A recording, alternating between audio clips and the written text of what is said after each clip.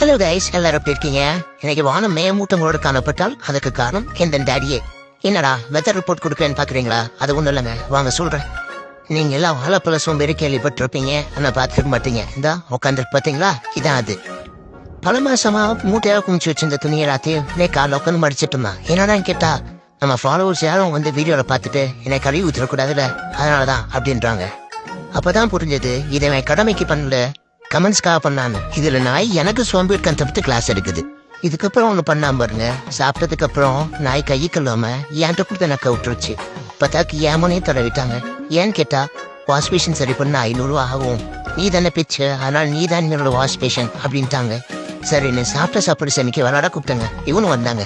வந்து நான் குட்டியா இருக்கேன்னு சொல்லி என்னை குனிய வச்சு தாண்டிட்டுருவான். இதெல்லாம் பாக்குறப்ப என்ன 5 மாசம் தாண்டி நீ வாழ்க்கையில குளியவே முடியாது அப்படின்ற அளவுக்கு பண்றேன் நினைச்சுட்டேன். அதுக்கப்புறம் டாடி விளக்கு தரையில விளாண்டுட்டு இருக்கானேன்னு சொல்லிட்டு கிளீன் பண்ற பறக்க மாட்டு இருந்தா இந்த நாய் என்னை அதை வச்சு அடிச்சிருச்சுங்க. இதுக்கெல்லாம் சேர்த்து வச்சு உன்னை சேரேண்டா அப்படின்னு முடிவு பண்ணிட்டு வேலையா கண்டென்ட் உங்களை என்னை பாடாப்படுத்தினால அப்படி என்னதான் இருக்குன்னு நானும் படிச்சு பார்த்தேங்க. படிச்சு கிழிக்கிற பத்தி கேள்விப்பட்டிருப்பீங்களே, இப்ப பாப்பீங்க. கிழிச்ச என்னால அதை திங்க கூட முடியலங்க, அவ்வளவு கேவலமா இருந்தது. கண்டென்ட் கிறிஸ்டியன் கடுப்புல படுத்திருந்தாங்க. ஆனாலும் எனக்கு அது பத்தலைங்க. இதுக்கு மேல பெருசா அவனுக்கு ஏதாவது பண்ணணும்னு நினைச்சேன். அப்பதான் முடிவு பண்ணேன் பாருங்க, என்ன அடிச்சு நீ இனிமேல் நிம்மதி அந்த பெட்ல தூங்கக்கூட முடிவு பண்ணாங்க. அப்படி எந்திரிச்சு ஒரு போஸ் கொடுத்தேன் பாருங்க, இல்ல ஒரு தப்பிச்சிட்டான்.